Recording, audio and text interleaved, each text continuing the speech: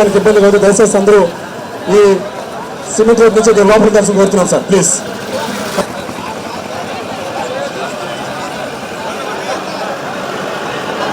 Arun sir, ఉపాధ్యాయ సంఘాల ఐక్యత, 12వ PRC కమిటీని వెంటనే, 12వ PRC కమిటీని 30% అయ్యాలను వెంటనే, 30% అయ్యాలను వెంటనే, 30% అయ్యాలను వెంటనే విడుదల చేయలేదు డిఏ బకాయిలను, విడుదల చేయలేదు డిఏ బకాయిలను.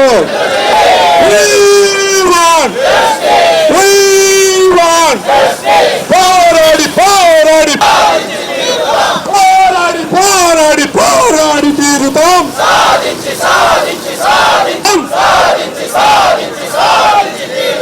పోరాడి తీరుతాం. 12వ PRCని వెంటనే, 12ని వెంటనే, 30% అయ్యాలను వెంటనే, ఉద్యోగుల ఐక్యత.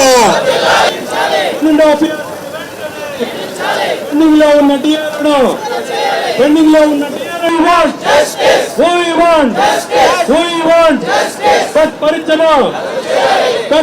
పెండింగ్ లో ఉన్న ఆర్థిక బకాయిలను 12వ PRCని, 12వ PRCని, 12వ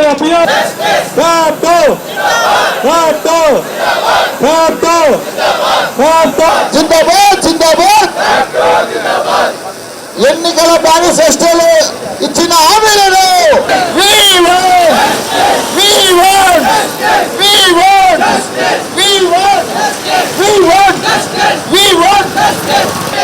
సిపిఎస్ విధానాన్ని వెంటనే, సిపిఎస్ విధానాన్ని వెంటనే. Narottam Reddy, school assistant association రాష్ట్ర ప్రధాన కార్యదర్శి మరియు చిత్తూరు జిల్లా అబ్జర్వర్. ఈనాటి ఫ్యాప్టో తరపున, చిత్తూరు జిల్లా తరపున కలెక్టరేట్ యొక్క పికెటింగ్ కార్యక్రమానికి విచ్చేసినటువంటి సోదర ఉపాధ్యాయ సంఘాలకు అందరూ కూడా ప్రత్యేక ధన్యవాదాలు మరియు స్వాగతాన్ని తెలియజేసుకుంటున్నాము. పెద్ద ఎత్తున మహిళా ఉపాధ్యాయులు కూడా ఈనాటి ఈ ధర్నా కార్యక్రమానికి విచ్చేసినందుకు వారికి ప్రత్యేక ధన్యవాదాలు. గత ప్రభుత్వం చేసినటువంటి ఉద్యోగుల వ్యతిరేక విధానాలతో అందరూ కూడా, ఉద్యోగస్తులంతా కూడా ఏకతాటిపైకి వచ్చి ఆ ప్రభుత్వానికి బుద్ధి వచ్చేటట్టుగా చేసి నూతన ప్రభుత్వాన్ని ఎన్నుకోవడం జరిగింది.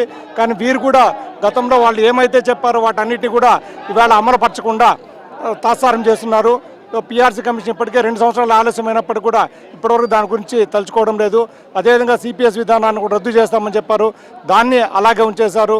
అదేవిధంగా ఏకీకృత సర్వీస్ నిబంధనలు ఎన్నో ఏళ్లుగా కూడా ఇవన్నీ కూడా ఇబ్బందికరంగా ఉన్నప్పటికీ కూడా ఇప్పుడు కొత్తగా మనకు జిల్లాల పునర్విభజన జరిగినప్పుడు వాటన్నిటి కూడా ఒకే కేడర్ కింద తీసుకుని చేస్తారని చెప్పి అనుకుంటే మళ్ళా కూడా గతంలో ఎలాంటి ఇబ్బందులు ఉన్నాయో వాటినే అదేవిధంగా అట్లాంటి సమస్యలు మళ్ళా కూడా దీంట్లో చేర్చడం జరుగుతుంది. గతంలో సుప్రీంకోర్టు కూడా చట్ట సవరణ చేసుకొని చేయమన్నప్పటికీ కూడా దాన్ని చేయకుండా ఏకీకృత సర్వీస్ నిబంధనలను తిరిగి అన్ని కేడర్లను కూడా డిఫరెంట్ మేనేజ్మెంట్స్ కింద ఉండేట్టుగా చేయడం అనేటువంటి చేస్తుంది. ఇది చాలా బాధాకరమైనటువంటి విషయము. అదేవిధంగా ఏ డిపార్ట్మెంట్లో కూడా లేనటువంటి ఒక సరికొత్త నిబంధన టెట్ అనేటువంటి పేరుతో ఇన్ సర్వీస్లో ఎప్పుడో కూడా ఉద్యోగంలో చేరినటువంటి ఉపాధ్యాయులంతా కూడా వాళ్ళ గతంలో ఏవైతే DSC అనేటువంటిది ఆ డిస్ట్రిక్ట్ సెలక్షన్ కమిటీ పెట్టి వాటి ద్వారా వాళ్ళని తీసుకొని వాళ్లకు ఇంటర్వ్యూస్ కూడా ఉన్న గతంలో ఆ రూపంలో తీసుకొని వాళ్ళ ఉపాధ్యాయులంతా కూడా మెరిట్ బేసిస్లో తీసుకొని వాళ్ళకు రావాల్సినటువంటి వాటిని 2-3 రకాలుగా ఫిల్టర్ చేసి ఈరోజు ఉపాధ్యాయ వృత్తులకు పంపించిన తర్వాత తిరిగి మళ్ళా కూడా టెట్ అనేటువంటి ఒక కొత్త నిబంధనను ఏ డిపార్ట్మెంట్లో లేనటువంటి ఒక కొత్త వరవడిని ఈ ఉపాధ్యాయులను మాత్రం ఇబ్బంది పెట్టాలనేటువంటి టెట్ తీసుకురావడం జరిగింది. కాబట్టి ఆ టెట్ను కూడా రద్దు చేసి అన్ని డిపార్ట్మెంట్లో ఏ విధంగా అయితే ప్రమోషన్ జరుగుతుందో అదేవిధంగా మా ఉపాధ్యాయ దీంట్లో కూడా తీసుకురావాలని చెప్పి మేము కోరుకుంటున్నాము. ఇతర ఏ డిపార్ట్మెంట్స్లో లేనటువంటి విభజన మా ఉద్యోగస్తులు ఉన్నాయి. మున్సిపల్ అని చెప్పని, గవర్నమెంట్ అని, జెడ్పీ మేనేజ్మెంట్ అని, తర్వాత ST సపరేట్గా అనేటువంటిది, అట్లా కార్పొరేషన్లో పాఠశాలలు, మోడల్ స్కూల్స్ అని, KGBలు రకరకాల పేర్లతో అంతా కూడా ప్రభుత్వాలు ఈ ఉపాధ్యాయ పాఠశాలంతా కూడా నడుపుతుంది. అలా కాకుండా అన్నింటినీ కూడా ఒకే మేనేజ్మెంట్ కింద తీసుకొచ్చి ఈధర్ ప్రైవేట్ ఆర్ అంటే government sector are non government sector కింద ఉండేటట్టుగా చేయాలని చెప్పి మేము కోరుకుంటున్నాము. ఎన్నో ఏళ్ళుగా మేము అడుగుతున్నటువంటి, అదేవిధంగా ఈ ఇటీవల కాలంలో హై స్కూల్ ప్లస్ అంతా కూడా కొత్తగా గత ప్రభుత్వం ఇచ్చింది. వాటిని బలోపేతం చేస్తారని చెప్పి అనుకుంటే పూర్తిగా వాటిని అంతా కూడా నిర్వీర్యం చేస్తూ చివరగా మొన్న జూలై 1 వాళ్ళు కొద్దిమందికి ప్రమోషన్స్ ఇచ్చి ఆ స్థానం తీసుకురావడం జరిగింది. కానీ విద్యార్థులు లేని పాఠశాలలంతా కూడా వాటిని ఇవ్వడం వల్ల ఈరోజు అడ్మిషన్స్ అంతా కూడా క్లోజ్ అయిపోవడం వల్ల అక్కడ సరైనటువంటి స్ట్రెంగ్త్ లేకుండా ఉపాధ్యాయులంతా కూడా ఖాళీగా ఉండేటువంటి పరిస్థితి ఉంది. అలా కాకుండా అన్నీ కూడా ఏవైనా కూడా ఏప్రిల్ మేలో చేస్తే బాగుంటుంది.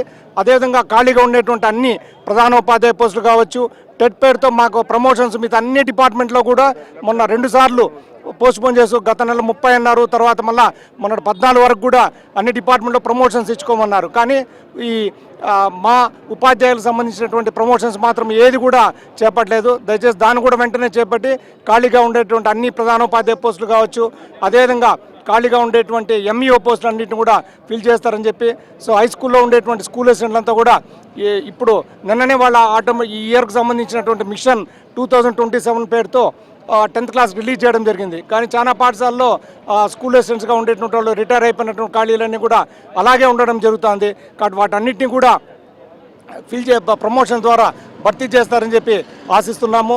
హై స్కూల్ ప్లస్లో కూడా ఉండేటువంటి అన్ని పోస్ట్ కూడా రెగ్యులర్గా వాళ్ళకు ప్రమోషన్లు ఇచ్చి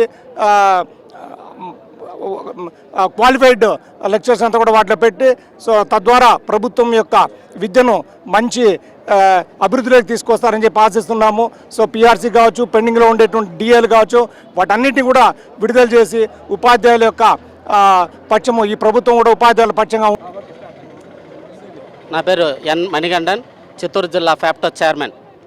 ఈరోజు ఆంధ్ర రాష్ట్ర వ్యాప్తంగా అన్ని కలెక్టరేట్ల వద్ద అన్ని ఉపాధ్యాయ సంఘాల ఆధ్వర్యంలో జరిగేటువంటి ఫ్యాప్టో ఆధ్వర్యంలో జరిగేటటువంటి ఈ న్యాయబద్ధమైనటువంటి పోరాటానికి మేము ఈరోజు భారీ ర్యాలీతో కలెక్టరేట్ వద్దకు, చిత్తూరు కలెక్టరేట్ వద్దకు చేరుకున్నాం.